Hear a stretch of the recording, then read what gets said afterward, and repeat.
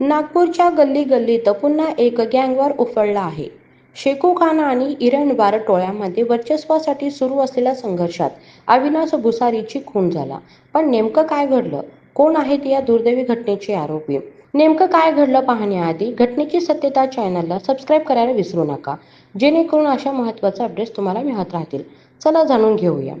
नागपूर शहरात कुख्यात शेखू खान आणि हिरणबार टोळी दरम्यान पुन्हा एकदा वर्चस्वाच्या लढाईने तणाव निर्माण केला आहे. शेखू खान टोळीने पवन हिरणबार हत्येचा प्रतिवाद घेत अविनाश भुसारीचा हत्येचा कट रचला.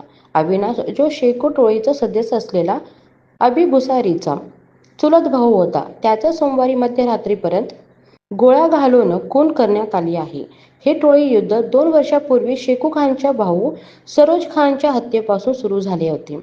पवन हिरणवार हत्येचा बदला घेण्याची शेखू टोळीची योजना होती आणि त्या टार्गेटवर अविनाश भुसारी होता. कुख्यात आरोपींनी शक्ती, बंटी, बाबू, आकाश शेंद्रे आणि सिद्धू भारद्वाज यांची यादी केली होती. अविनाशाच्या मित्राने मिरवणुकीत सहभाग घेतला, त्यामुळे त्याचा जीव वाचला. यावरून पोलिसांनी आकाश शेंद्रे व सिद्धू भारद्वाज यांना अटक केली आहे. बाकीचे आरोपी अद्याप फरार आहेत.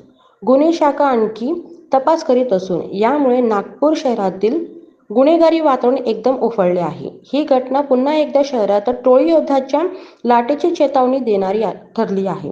या संघर्षामुळे शहरात पुन्हा मोठ्या प्रमाणात हिंसा होण्याची शक्यता आहे. या गँगवॉरमध्ये अनेक निर्दोष लोक अडकले आहेत. प्रशासनाने काय उपाययोजना कराव्यात? गँगवॉर थांबवण्यासाठी नागरिकांनी काय भूमिका घ्यावी? तुमचं मत काय आहे? कमेंटमध्ये जरूर लिहा.